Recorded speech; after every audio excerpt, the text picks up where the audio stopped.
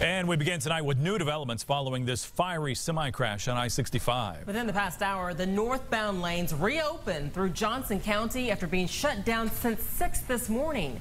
RTV6's Ann Kelly is live near the scene of the wreck with more.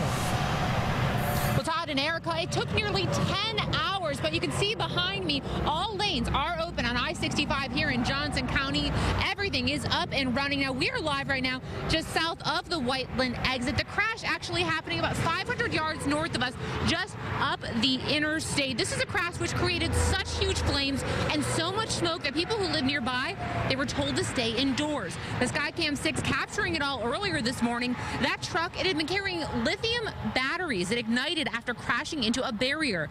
The driver got out safely. He was not injured, but back to all the effort that went into reopening this. Well, RTV6 learning those flames were so massive, they damaged hundreds of feet of pavement. Pavement that then had to have its top layer grinded away with new asphalt, then put down. A lot of work. But bottom line, I-65 northbound is reopened here in Johnson County following that semi-crash. You can see it right there.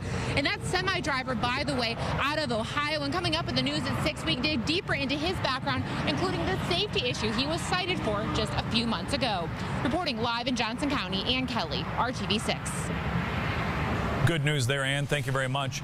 Continuing our coverage, the impact on drivers trying to travel north into the Indianapolis area and beyond was huge. RTV6's Julie Persley tells us it became a big headache for drivers who normally rely on I-65. The semi-crash and cleanup are causing headaches for thousands of drivers, not only from central Indiana, but also from out of state. Take a look at these pictures from Skycam 6. Many drivers were stuck on the interstate between Franklin and Whiteland because of the fiery crash this morning. Even though police were trying to get drivers off of the highway as soon as they could, the crash led to traffic backups that stretched all the way south to Columbus. How long were you stuck in traffic? At least an hour and a half. And where are you from? Louisville, Kentucky.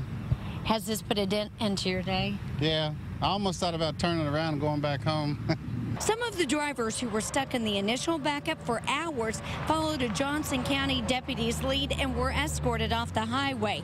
They turned around on the interstate and drove the wrong direction on the shoulder of the road all the way back to the Franklin exit, where they were able to get off of the interstate. As for the semi-tractor trailer stuck in the backup for hours, police eventually were able to open up a path so they could get off the highway. A friend of mine who lives in Franklin says this caused a lot of traffic backups also in that community. As a matter of fact, she said there was so much traffic being filtered through Franklin. A lot of parents had a tough time just getting their kids to school this morning. From Johnson County, Julie Persley, RTV6.